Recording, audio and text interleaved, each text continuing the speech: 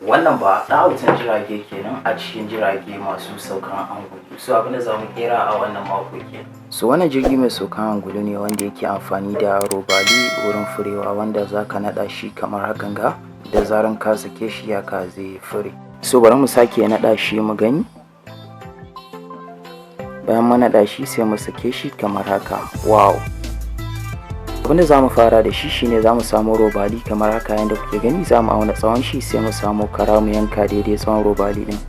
So za mu samu wani karami kuma kamar hakan ga, za mu sa shi a tanan saman ne kamar haka yadda kuke gani ina kokarin sashin nan. So za mu sa super glue. Bayan mun sa super glue sai mu ɗauko shi mu sa shi kamar haka, sai mu ƙara yanka shi kuma kamar haka yadda kuke gani, sai mu sa super glue. So za mu samu tsinken sweet kamar hakan ga, sai mu sa shi a jikin karan kuma kamar haka. So za mu samu zare sai mu naɗe shi kamar hakan ga, saboda abin ya kama da kyau ya yi ƙarfi. So bayan mun naɗa zaren za mu sa super glue kamar hakan ga. So bayan mun sa super glue ta nan gefen ma shi ma za mu yanka shi kamar hakan ga. Za mu sa kara kamar da yadda muka sa a ta can fari. So za mu samu shi kamar hakan ga, shi ma za mu ɗan yanka shi saboda ya samu mazauni da kyau. So za mu sa super glue. Idan muka sa super glue sai mu manna shi ma kamar haka. Bayan nan za mu samu sirinji kamar haka yadda kuke gani, sai mu karya kan shi kamar hakan ga. So sirinjin muke so mu yi amfani da shi. So za mu lankwasa shi kamar haka yadda kuke gani ina lankwasa shi nan.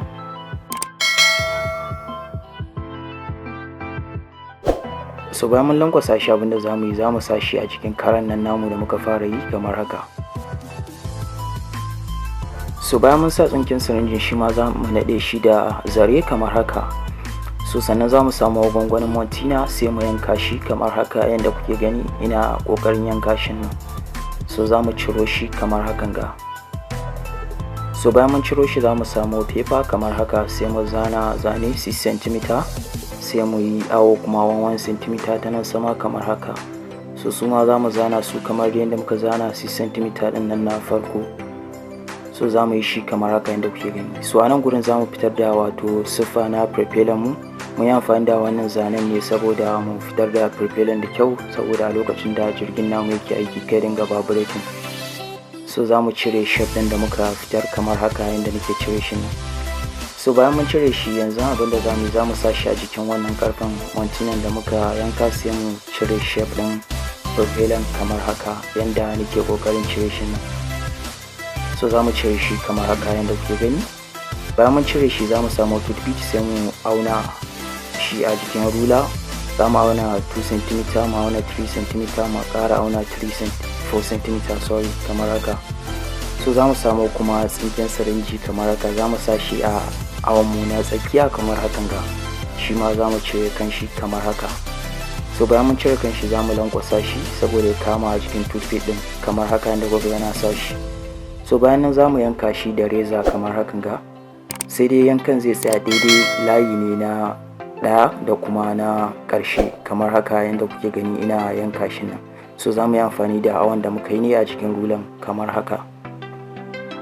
So bayan mu yanka shi kamar hakan ga, za mu ɗauko ƙarfen mantinan namu sai mu sa shi kamar haka yadda kuke gani ina sa shi nan.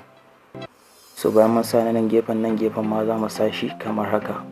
So bayan mun sa propeller za mu ɗauko paper nan namu sai mu sa shi a jikin propeller kamar hakan ga.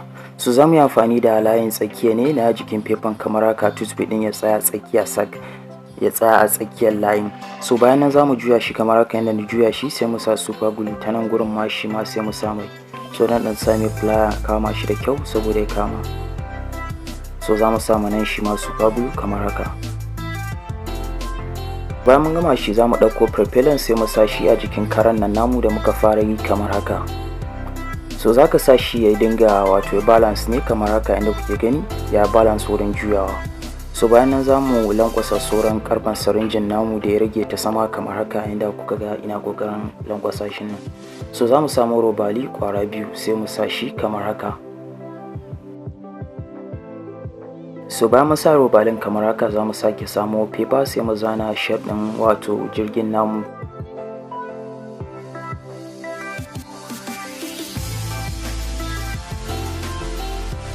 So so za mu zana shi kamar hakan ga, sai mu cire shape din kamar dai haka inda kuka ga ana cire shi nan. So za mu samu biredin kaza kamar haka inda kuke gani, sai mu cire shape din jirgin namu a jikin shi.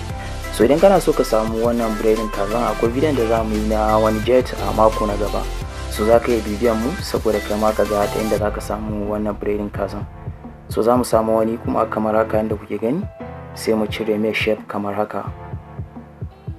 So kaga manta dai ka danna mu Arewa Fasaha subscribe idan baka danna subscribe mu Arewa Fasaha ba, sannan idan bidiyon mu na wannan mako ya burge ka to ka ba mu like, sannan zan so a ce ka ajiye min comments naka kan bidiyon mu na wannan mako, sannan kaga manta ka ta Arewa Fasaha da sharing. So za mu sa shi kamar haka yanda kuka ga ina sa shi nan a jikin shape da muka cire da farko. So za mu yi amfani da gum ne kamar haka yanda kuke gani ina wannan shi nan. So bayan mun cire shi kamar hakan ga, za mu samu reza saboda mu samu shape ɗin jirgin namu da kyau ya fita kamar hakan ga. So sannan kuma za mu yi amfani da some paper kamar haka saboda abun ya ƙara ba mu shape mai kyau kamar hakan ga. So bayan nan za mu ɗauko body namu kamar haka, sai mu kawo shi a propeller namu da muka fara yi. So za mu auna sai mu huda ta sama kamar haka yanda kuka ga ina ƙoƙarin huda shi nan. So za mu huda shi sosai ya dan bada balance ta kasan nan ma, shi ma za mu huda shi kamar haka yanda kuka ga ina huda shi nan. So za mu ɗauko propeller sai mun saka shi kamar haka. So bayan mun sa shi za mu same gum ta nan kamar haka ga. So za ka ɗan yi ranin da faɗi ne ta yanda zai ba robalin namu wato space ta wurin juyawa. So ta kasan ma za mu same gum kamar haka ga. So bayan mun sa shi kamar hakan nan, abin da zamu yanzu shine zamu sake samo kara kamar haka yanda kuke gani, sai mu fere shi. So bayan mun fere shi kamar hakan ga yanda kuke gani, mun fere shi ne saboda ya rage nauyi kamar haka. So zamu yi awo 11.5 cm kamar hakan ga. So zamu sa gum ta nan, sai mu ɗauko biredin kazan mai shape mu sa kamar haka. So biredin kazan za ka yanka shi da shape ɗin bindin jirgi ne. So bayan mun sa shi kamar hakan nan, za mu ɗauko shi sai mu dan ƙona nan wurin saboda ya samu shape ɗin da zai zo na karan namu. So sannan sai mu sa gum, sai mu sa bindin kamar haka. Wow, so bayan mun sa shi kamar haka yadda kuke gani, za mu sake samu wani biredin kaza 8 cm, sai mu yanka shi kamar haka yadda kuke gani, sai mu same kafafuwa kamar haka yadda kuke gani ina ƙoƙarin sa shi. So wannan kafafuwan jirgin namu kenan muke kokarin sa. So za mu sa gum, bayan mun sa gum sai mu sa shi a jikin jirgin namu kamar haka. So ta nan gefen ma za mu sake samu exactly irin kafan da muka sa a ta can gefen, shi ma sai mu sa shi kamar hakan ga. So bayan mun sa shi za mu zana shape ɗin window exactly irin shape ɗin window da muka zana a jikin paper nan namu kamar haka yanda kuka ga ina kokarin zana shi nan.